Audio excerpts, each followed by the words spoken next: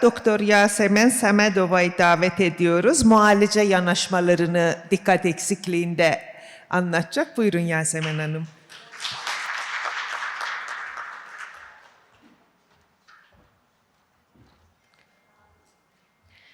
Hər vaxtınız xeyir. Mən doktor Səmədova Yasemen. Bugün sizə diqqət əksikliyi və hiperaktivlikdə müalicə yanaşmaları haqqında danışacağam. Biz bilirik ki, diqqət əksikliyi və hiperaktivlik qısacası DEHP deyəcəm. Neyrobiolojik, neyrogenetik bir pozuntudur və bayaq da iştirakçılar bəhs etdi. 60% pasiyentlərdə yetişkin, yəni uşaqlarda yetişkin həyata da keçir. Ona görə bu müalicə qismi hər zaman müzakirə yaradır. Nə edəcəyik? Yəni ömür boyu davam edən bir pozuntu üçün biz dərman müalicəsi mi içəcəyik ömür boyu, terapiya mı alacağıq, hər ikisini mi birlikdə mi istifadə edəcəyik? Son illər multimodal yanaşmanın daha effektiv olduğunu vurğulanır. Multimodal yanaşma həm dərman terapiyasının, həm psixoterapiyanın, psixososial dəstəyin birlikdə istifadəsi deməkdir. Son illərdə tədqiqatlara görə 2017-ci ildən 2021-ci ilə qədər pasiyentlərin multimodal yanaşmaya olan maraqları və yanaşmaları daha çox artıbdır. Belə deyək, diqqət əksikliyi hiperaktivlikdə ilk seçim hər zaman dərmandır. Yəni bu bizə müraciət edən pasiyentlərin istər uşaq olsun, istər yetişkin olsun, ilk soruşan sualları bu olur ki, doktor heç cür dərmansız olmaz. Yox, heç cür dərmansız olmaz. Nə zaman dərmansız biz deneyə bilərik müalicəni? Bizə müraciət edən balaca 3 yaşında, 4 yaşında bir uşaqdırsa, biz bu uşaqda diqqət əksikliyi və hiperaktivliyin əlamətlərini görürüksə, bizə deyirlər ki, ilk öncə psixososial dəstəyi dənə. Ən azından bir 3 ay dənə. Alınmasa o zaman da dərman başlaya bilərsən. Ya da misal üçün müraciət edən pasiyent istər yetişkin, istər uşaqda şikayətlər qabarıq deyil. Diqqət əksikliyi və hiperaktivliyin əlamətləri yəni bu diqqət də spektr kimidir əslində. Bizə müraciət edən pasiyentlərin şikayətləri çox fərqli ola bilir. O zaman da biz ilk öncə psixososial dəstəyi deneyə bilərik. Amma müraciət edən pasiyentin şikayətləri orta dərəcədə və şiddətli dərəcədədirsə, mütləq ki, ilk seçimimiz dərmanlar olacaq və bugünkü gündə bir çox çalışmalar stimulyantların və qeyri-stimulyantların bu mövzuda çox effektiv olduğunu vurğulayır. Amma biz dərmanı başladıq, dərman şikayətləri azaltdı, amma funksionallıq baxımdan dərmanlar çox da yardımcı olmur. Yəni bu insanın bir həyatı var, həyatı davam edəcək, zamanı idarə etmək, biz bilirik ki, diqqət əksikliyi zamanı idarə etməkdə, bir şeyi başlamaqda, bir şeyi bitirməkdə, ciddi, yəni sosial bacarıqlarda ciddi problemlər ola bilir. Bu zamanda bizə yardımcı olan psixoterapiyadır və davranış terapiyasıdır. Bir çox zaman terapiya ödənişli bir xidmət olduğu üçün daha çox müraciət edən, gəliri yüksək olan və qadınlar tədqiqatlara görə bu zamanda biz müalicə planı tərtib edəndə bizə müraciət edən pasiyentinin yaşını, həyat tərzini və fərdi ehtiyaclarını nəzərə almalıyıq. Pasiyent gəldi və biz artıq düşünürük ki, dərmanla başlayacaq. O zaman dərmanlara necə başlayacaq?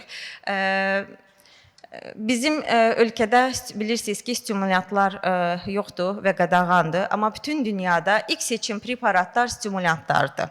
Və ilk seçim metilfenidatdır. Mən incelədiyim bütün protokollarda ilk seçim metilfenidat idi.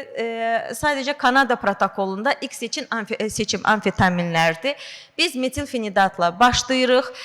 Diaqnozu qoyduğumuz zamandan etibarən məktəblə mütləq əlaqədə oluruq. Yəni bu uşaqdırsa, bizdə sorğu, hansısa bir adaptasiya olmuş sorğular olmasa da, biz mütləq ki, bilirəm ki, digər kollegalarım da bunu eləyir. Mütləq ki, müəllimlə, sinif rəhbəri ilə, məktəb psixoloqu ilə ya da fərdi məşğul olursa bu uşaq hansısa müəllimlə, mütləq ki, ünsiyyətə keçirik.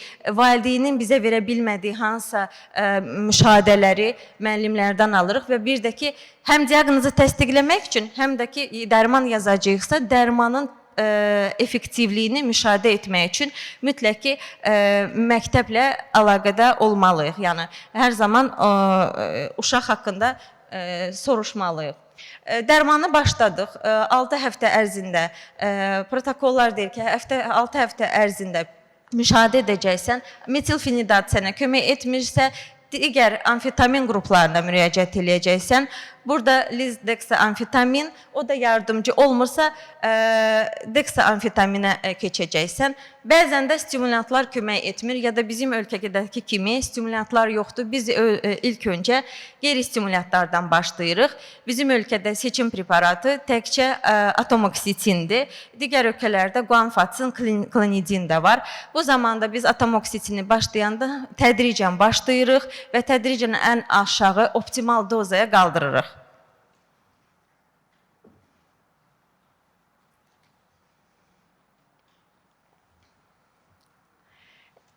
Dərmanlar haqqında qısaca məlumat vermək istəyirəm. Biz stimulantlardan danışdıq. Bəli, Azərbaycanda stimulantlar yoxdur, amma ümid edirəm ki, bir gün bizdə də olacaq.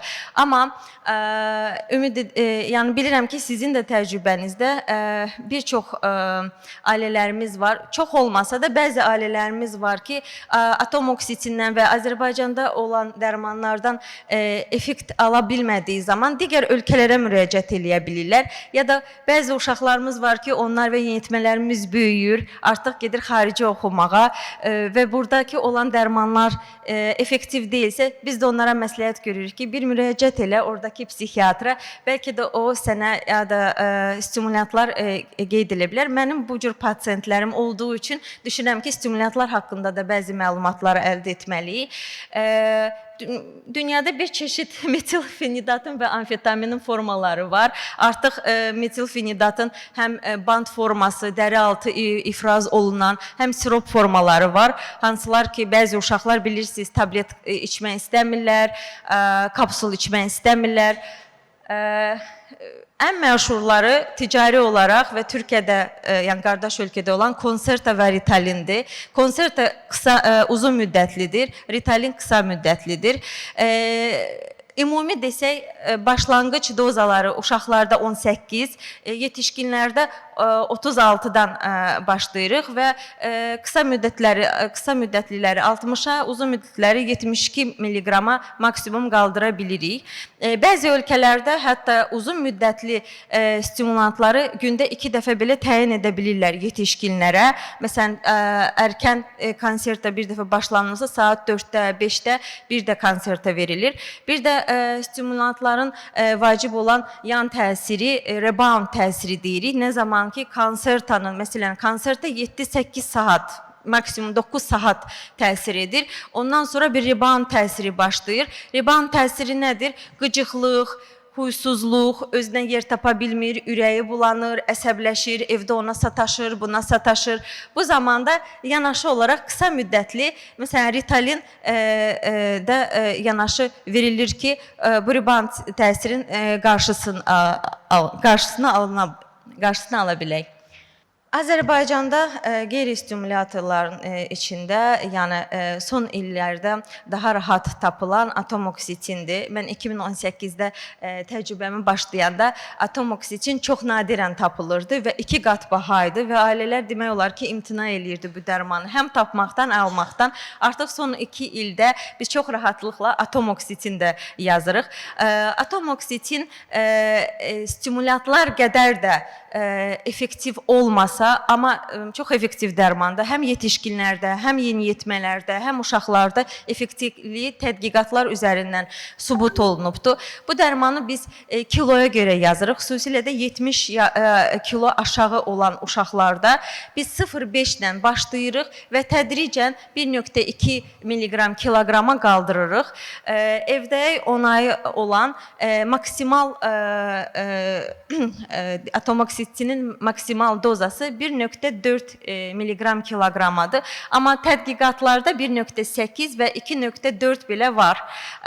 Məsələn, mənim öz şəxsi praktikamda 1.8 milliqramla istifadə etdiyim olubdu. Tədqiqatlar deyir ki, bu dozaların dəxmin əsas simptomlarına heç bir ciddi bir təsiri olmasa da psixososial bacarıqlarının inkişafına ciddi təsiri var. Klonidin qanfatsın antihipertenziv preparatlardır, amma dəxbdə xüsusilə də emosional labilliyə, yuxu problemlərinə effektiv təsir olduğunu sübut olunubdur. Bizdə təəssüf ki, yoxdur bu dərmanlar, amma atomoksitin də yəni stimulyatorlardan sonra ikinci seçim o seçimdir, amma effektivliyi olmayanda klonidin və qanfatsın da effektiv ola bilər. Azərbaycanda çox istifadə etdiyimiz atipik antipsixotiklərdir. Bayaq dediyim kimi, bəzən balaca uşaqlar da gəlirlər və uşaq 10 saniyə içində otağı darmadağın eləyir. Başa düşürsən ki, bu gələcəyin hiperaktiv uşağıdır və ailə deyir ki, doktor, nə olar, bir şey eləyin də, yəni biz də artıq tükənmişik, artıq bilmirik, döyək, söyək, balaca uşaqdır, artıq ailəmiz belə dağılmaq üzrədir, bezmişik biz. Yəni, təbii, o cür uşaq psixososial dəstək vermək zaman itkisidir. Bizdə də, məsələn, mən protokolları incələyəndə deksamfetamin evdə onayı var. 3 yaşdan yuxarı olan uşaqlara istifadə olunur. Metilfenidatda evdə onayı olmasa da, təsdiqi olmasa da, yenə də çalışmalarda kiçik dozalarda, nəzarət altında 3 yaş yuxarı uşaqlarda istifadə oluna bilir. Amma bizdə bu preparatlar olmadığı zaman biz müraciət edirik atipik antipsixotiklərə. Amma atipik antipsixotiklər dəxb müalicəsində ilk seçim preparatlar deyil. Diabetik pozuntu yaratma ehtimalı, metabolik sindromu riski tərəfindən çox tərcih olunan preparatlar deyil. Amma dəxblə birlikdə davranış pozuntularında, yıxıcı əhval-ruhiyyə davranış problemlərində ilk tərcih etdiyimiz və dediyim kimi bir hiperaktiv balaca bir uşağa ilk müdaxilə etmə seçimimiz antipsixotiklər olur, atipik antipsixotiklər olur. Onların içində tərcih etdiklərimiz risperidon və aripiprazoldur. Risperidonu 0,25 milliqramdan 1,5 milliqrama qədər, aripiprazolu da 2 milliqram, 10 milliqrama qədər istifadə edə bilirik. Bəzən də elə olur ki, atomoksitin dəniyirsən, bir şey yaramır. Ya da məsələn bu yaxınlarda mənim bir pasiyentim, yeniyetmə pasiyentim atomoksitindən allergiya verdi, bütün bədəni səpdi. Atomoksitin nə oldu, başqa bir şeydən oldu bilmirəm, amma bu pasiyent bir də atomoksitin içməz. Özü istəsə də valideyni icazə verməyəcək. O zaman digər tərcih etdiyimiz preparatlar var ki, bizə yardımcı ola bilir. Onların içində buprofiondur. Xüsusilə də tədqiqatlar göstərir ki, bu propion daha çox yetişkinlərdə istifadə olunur. Amma nikotin asıllığında da effektiv olduğu üçün yeniyetmələrdə də hansılarda ki, nikotin asıllığı var, çalışmalarda müsbət dinamika görürük. Mən öz şəxsi praktikamdan bir xaricdə yaşadığım bir dəxbli pasiyentimə anası özü bu propion içə-içə depressiv əlamətlərini, qızında depressiv əlamətləri görüb ona bu propion vermişdi. Bir neçə il sonra bu pasiyent psixiatra müraciət elədi, deksamfetamin yazıldı pasiyentə və çox gözəl toparladıq. Amma anasının o zaman dedikləri, bəli, amfetamin qədər bu propion təsirli deyildi, amma o zaman üçün bizi toparladı. Yəni effektivliyi, təbii ki, bu bir keysdir, amma çalışmalar da göstərir ki, bu propion da xüsusilə də kognitiv funksiyalarda bəzən bizim üçün yardımcı ola bilir. İmipramin tarixi dərmanda artıq keçmişdə istifadə olunan, diqqət toparlama funksiyası olmasa da impulsivliyə, hiperaktivliyə təsir edə bilir. Amma kardioloji yan təsirləri olduğu üçün tövsiyə olunmur. Bir də evdə onay olmasa da Venlafaxin üzərindən bir çox çalışmalar var və müəyyən dozalarda, bu kiçik dozalarda 37-50 milliqram civarında diqqət toparlayıcı funksiyası ola bilər. Mən 2018-2019-da poliklinikada işləyəndə ən çox istifadə etdiyim dərman idi diqqət toparlamaq üçün və bəzən də doğrudan da effektini görürdüm. Demədiyim bir dənə modafinil qaldı. Modafinil əslində narkolepsiyada istifadə olunan bir preparatdır. Mexanizmi aydın deyil, amma diqqət toparlayıcı funksiyası var. Xüsusilə də yetişkinlərdə və uşaqlarda da istifadə olunmuş. Mənim heç maraqlı olacaq, mən də müzakirədən sonra, ya müzakirədə mənim də suallarım olacaq. Mən yetkinlərdə çox istifadə edirəm və doğrudan da çox effektivdir. Tədqiqatlar bəziləri fərqli yanaşırlar. Bəziləri deyirlər ki, biz 100 milliqramdan başlayırıq, 510 milliqrama qədər qaldıra bilirik preparatları. Bu çalışmalar var, amma 200 milliqramdan 500 milliqramın effektində çox ciddi bir fərq yoxdur. Hətta Ştal belə deyir ki, 50-100 milliqramdan sən diqqət toparlamasında daha çox effekt görə bilərsən. Pasient gəldi. Biz diaqnozunu dedik və dərmanını yazdıq və bu zaman biz pasiyenti buraxa bilmərik. Çünki ilk dəfədir bu diaqnozla üzləşir. Yəni bu bir uşaqdırsa, yəni dediyim kimi bu uşaqlar bayaq kolleqalarım da dedi. Bu problemli uşaqdır və problemli uşaqlarla baş etmək çətindir. Ona görə psixotalim və psixoeduksiya çox önəmlidir. Yəni mütləq ki, dəq nədir, bununla necə baş etməliyik? Biz valideynlərə və yetişkindirsə yetişkinə anlatacağıq və artıq dünyada dərmanla birlikdə kognitiv davranış terapiyası və davranış terapiyası qızıl standartdır. Çünki dediyim kimi biz simptomları azaltsaqsa bu insanların, bu fərdlərin funksionallığını da artırmalıyıq. Bu zaman kognitiv davranış terapiyası simptomların azalmasında, emosional stabilliyi əldə etməsində, gündəlik həyatını idarə etməsində çox böyük yardımcı olur. Və burada tədqiqatlarda vurğulanan bəzi məqamlar var. Kognitiv davranış terapiyasını eləyən mütəxəssis sadəcə kognitiv davranış terapiyasını bilməməlidir. Yəni dəxvdə olan metodikaları, yanaşma metodikalarını da bilməlidir. O zaman seanslar effektiv olur. Az da belə olsa, 6 seanslıq belə davranış terapiyasını, çünki pasient gedir, biz bilmirik 6 seans mı gedəcək, 15 mi seans gedəcək. Amma terapist professionaldırsa əldə edə biləcəyimiz effekt yüksək olacaq. Mütləq bəzən valideynlər uşağı gətirirlər, deyirlər ki, mənim uşağımda bu cür problemlər var, nə bilim, diqqəti yayınlıqdır, hiperaktivdir. Sanki bu uşağı götür, düzəlt, mənə qaytar bir mesaj verirlər. Mütləq ki, valideynləri cəlb edəcək, valideyn proqramları çox önəmlidir.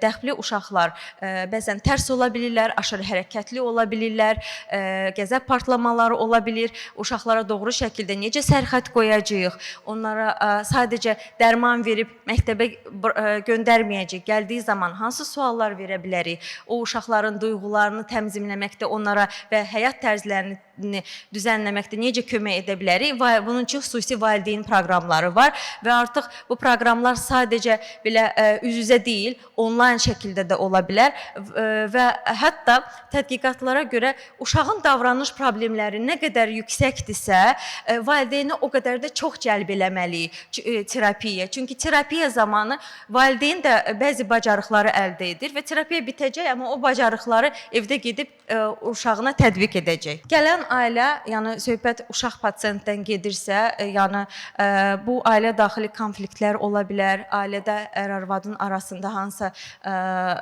çatışmalar ola bilər.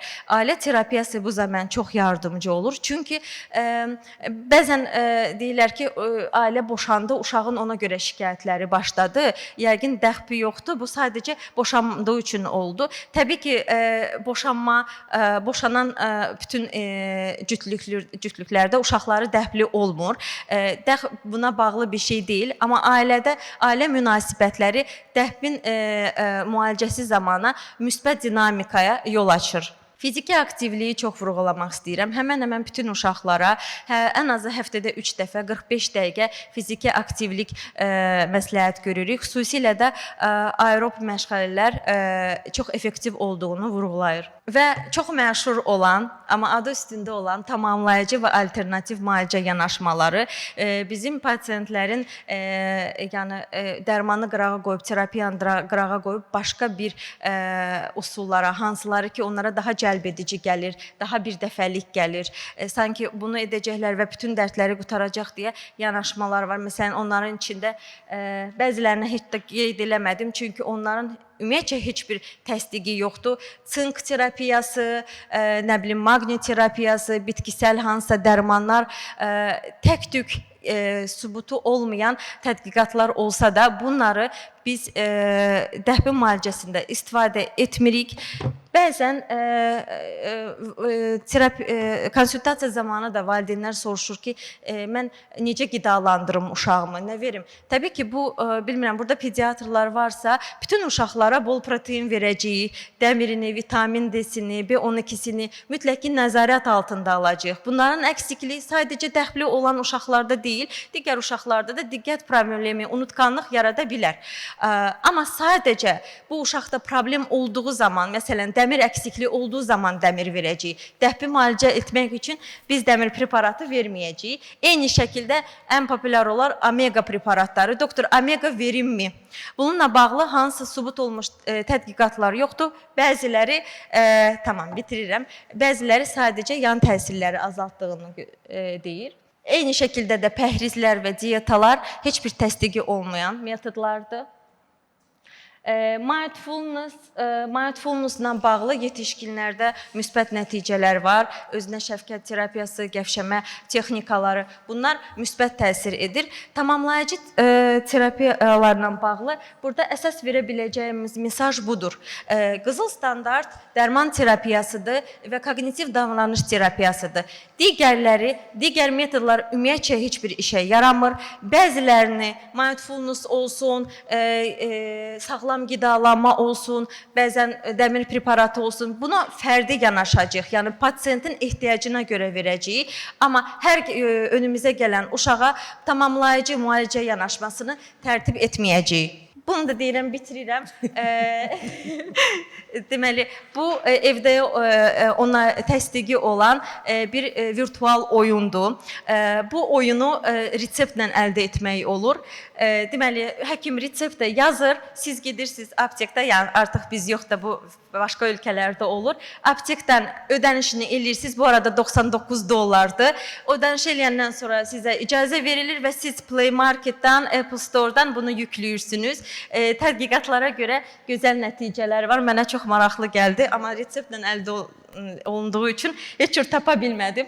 Son olaraq mən bir özət eləyim. Metilfenidatın olmaması, bəzən olmadığı üçün və kognitiv davranış terapiya üzərindən sırf DQB ilə çalışan mütəxəssislərimizin mənə görə, yəni bu subyektiv bir mənim fikirlərim daha az olduğu üçün bəzi müalicədə bəzi belə deyək, çətinliklərimiz ola bilir. Valideynlərin də vaxtsız bizə danışmadan dərmanları kəsməsi, əngəllər yarada bilir. Amma bununla da yanaşı ümid verici tərəflər də var. Yəni, maarifləndirmənin artması, artıq daha fərqindəli valideynlərin və yetişkinlərin olması, bu cür konferansların daha çoxalması, diqqət əksikliyi, hiperaktivlik baxımından tünelin sonunda bir işıq olaraq görülür. Təşəkkür edirəm diqqətiniz üçün. Biz teşekkür ederiz. Çok iyi güncel bilgiler paylaştın. Teşekkürler Yasemin. Yalnız şöyle bir sıkıntımız var. Biraz zamanı aşmış durumdayız. Onun için soru varsa bence bir tek soruya yer verebilirim. Soran varsa sorsun veya dışarıda. Elmir Hocanın. Buyurun Elmir Hoca. Çox sağ olun, hər üç çıxışçıya təşəkkür edirəm. Çox maraqlı idi. Mənim sualım Nadir müəllimə və Gülnarə xanımadır. Mən artıq 2 il yarımda Azərbaycanda psixiatri kimi fəaliyyət göstərirəm. Bildiyim qədərilə Azərbaycan Respublikası ərazisində dövriyyəsi qadağan olunan psixotropların siyahısı 5 ildən bir yenilənir və təzəliklə yeniləndi 2024-də. Metil fendatla bağlı hər dəfə danışırıq, deyirik.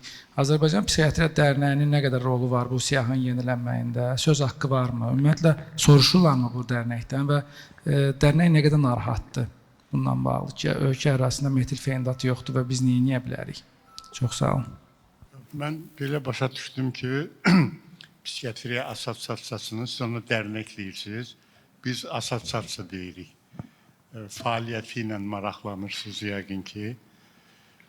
Biz xüsusi bir kitab buraxmışıq. Adı Azərbaycan Psixiatriya Assosiasiyası. O kitabı mən sizə verərəm. Orada bütün bizim ilbeyil fəaliyyətimiz, apardığımız konferanslar, buraxdığımız kitablar, jurnalımız haqqında geniş məlumat var. Bugün Assosiasiyanın 25 plenum üzvü var, yəni fəallar, hansı ki, hərəsinin bir funksiyası var, vəzifəsi var. Onlardan biri də İkram Rüstəmovdur. Konferansların keçirilməsi, görüşlərin təşkili üzrə katibdir. Bu işləri də təşkil eləmək onun üzərinə düşür.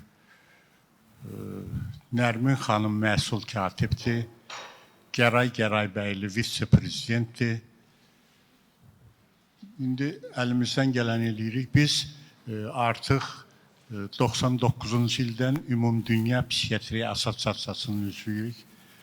2000-ci ildən Avropa Psixiatriya Assosiasiyasının üzvüyük. Hər il onlara üzvlük haqqı ödəyirik. Ona görə də dünyada keçirilən bütün konferanslar, kongreslər, qurultaylar hamısı haqqında bizə məlumat gəlir. Biz orada iştirak eləyirik. İndiyənə qədər dünyanın elə bir ölkəsi yoxdur ki, orada Azərbaycan psixiatrları iştirak eləməsin.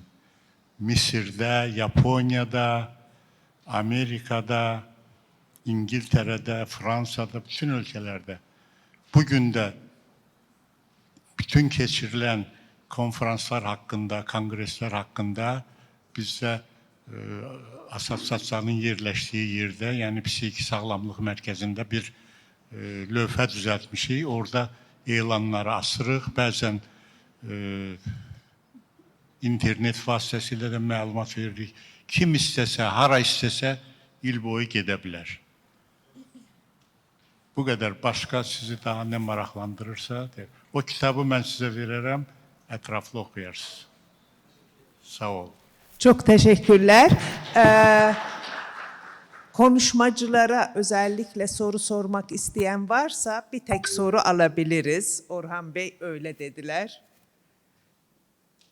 Konuşmacıların konuşmasıyla ilgili aklınıza takılan, danışmak istediğiniz. Ben o zaman çok ufak bir katkı yapayım. Bir kere her 3 konuşmacı muhteşemdi. Çok teşekkür ederim hepsine. Özellikle Fehmi'nin psikanalitik oryantasyonlu bir hekim olarak nörogelişimsel bozuklukları da hakim olması beni çok sevindirdi. Diğer Ceren Hanım da gayet iyi anlattı. Yasemin Hanım da. Bir soru Ceren Hanım'a veya katkı gibi. Galiba yani bir takım verdiğiniz verilerde şeyle alakalı, yani IQ okuma puanlarının düşük çıkması meta analizde Frazier'in, onlar bir miktar değişti o son veriler. Hani onun için her bir de DB dediğimizde çok heterojen bir şeydir. Bir de yani mesela intihar içinde karşıt olma, karşıt gelmenin risk faktörü olduğunu söylediğinizde hangi yaş dilimi için oluyor o? Ergenlikte mi? Ya karşıt gelme bozukluğunu isterseniz o zaman ergenlikte gidişi hangi formlarda olunca olduğunu söyleyin. Belki dinleyiciler hani orada netleşsin. Çünkü 3 farklı gidişi oluyor ya karşıt gelmenin. Evet, özellikle dikkat eksikliği ve kombine tipte yazmıştım aslında oraya. Yok şimdi karşıt gelme bozukluğu çocuklukta başlayınca ergenlikte bazı belirtiler depresyon ve kaygıya kayıyor. Evet. Bazıları davranım bozukluğu, bazıları da normalize oluyor. Onun için o depresif ve anksiyete grubunda mı, davranım bozukluğunda mı intihar riski artıyor? Bilmediğim için soruyorum. Ben onu söyleyeyim. Daha böyle irritabilitesi yoğun olan grup karşıt olma karşıt gen bozukluğu hem depresif oluyor hem Evet, de evet. sosyal fobi daha Yok böyle. yok onu biliyorum. İntihar hangi? Bunlar belirtilmiş mi çalışmada? Hayır, eşlik eden komorbidite olarak Anladım. belirtilmiş. Ya, Yani merak ettim evet, de. DB artı karşıt olma karşıt gelme bozukluğu özellikle irritabilite zemininde Anladım. çalışılmış. O irritabiliteyi çalışmışlar. Çok Rica teşekkürler, ederim. sağ olun. Yasemin'cim sen. Modafinilin uşaqlarda istifadəsi ilə bağlı sualım olacaq. Məsələn, sizin təcrübənizdə bilirəm ki, var. Hiçbir tecrübem yok. Aha, tamam. Çünkü ilk psikostimülan veya atomoksetin, sonra da şimdi guanfasinimiz var, birkaç firma çıkarıyor. Ona geçiyoruz. Onun için ben hiç bugüne Türkiye'de kullananlar ve memnun kalmayanlar olmuş, konuşmuşuz. Kalmayanlar. Ama şimdi psikostimülan ve atomoksetin arasında ve tabii ben guanfasin de çok kullanıyorum. Yani dürtüsellik için özellikle otistik hiperaktiflerde çok işime yarayan ilaçlardan biri. Bəs bizim üçün nə tövsiyə edərdiniz? Məsələn, atomoksitin təsiri olmadığı zaman modafinili Atomoksitin- deneyə bilərikmi? Uşaqlarda. Sevcan Hanım katkıda bulunsun. Benim tecrübem yok. Şöyle bakıldı bir tür uyarıcı ancak uyanıklık sağlayıcı şekilde narkolepsi tanısında zaten endikasyonu olduğu için hiperaktivite tedavisi değil ama işte tempo, sluggish kognitif tempo ya da işte sadece ADD yani sadece dikkat eksikliğiyle giden çocuklarda yani küçük yaş grubu içinde değil hani ben böyle çocuk 10, 14 işte 16 yaş grubu gibi kullanabilirsiniz ama hareketlilik, dürtüsellik bunlar üzerine bir etkisi yok. Tam tersine coşturabilir. Modafinil reçetesiz de satılıyor hatta. Önceden öyleydi. Şimdi artık daha kontrollü bir reçeteye tabi. Çünkü bunu da kötüye kullananlar oldu. Ben kendi Türkiye için söylüyorum. Çünkü bununla bildirilmiş psikozlar bile var. Yani hangi yolaktan çalıştığı bilinmediği için modafilin hani mekanizması anlamında onun yan etkileri de olabilir ama dikkat eksikliğinde kullanabilirsiniz. Hı hı. Rica ederim. Yasemin, Teşekkür ederim. bir bilgi de ben ekleyeyim senin söylediklerine. Hani bu propiyonu söyledin ya. Bence özellikle sigara kullanan ergenlerde çok iyi bir seçenek.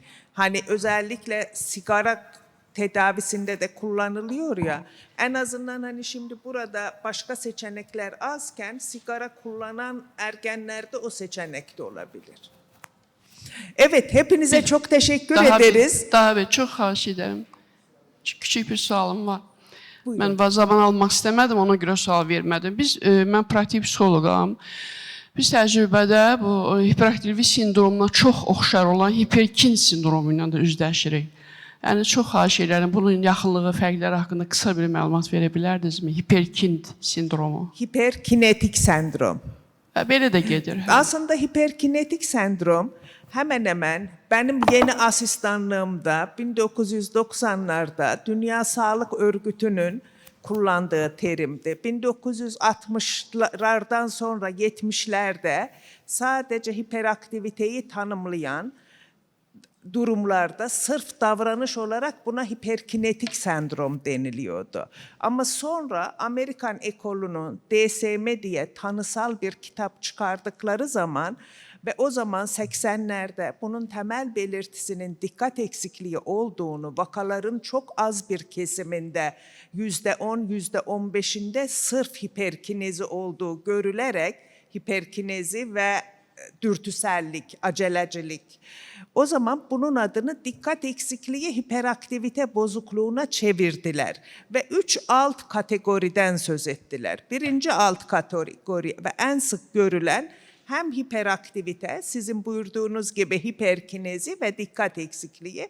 İkincisi sadece dikkat eksikliği. Bunlar dalgın, şaşkın, yavaş, ağır çocuklardır. Erişkinlikleri de öyle. Bir grupta o zaman tanımlanan hiperkinetik sendrom. Bir tek hareketlilik, dürtüsellik söz konusu. Onun için o terim buna evrildi, değiştirildi.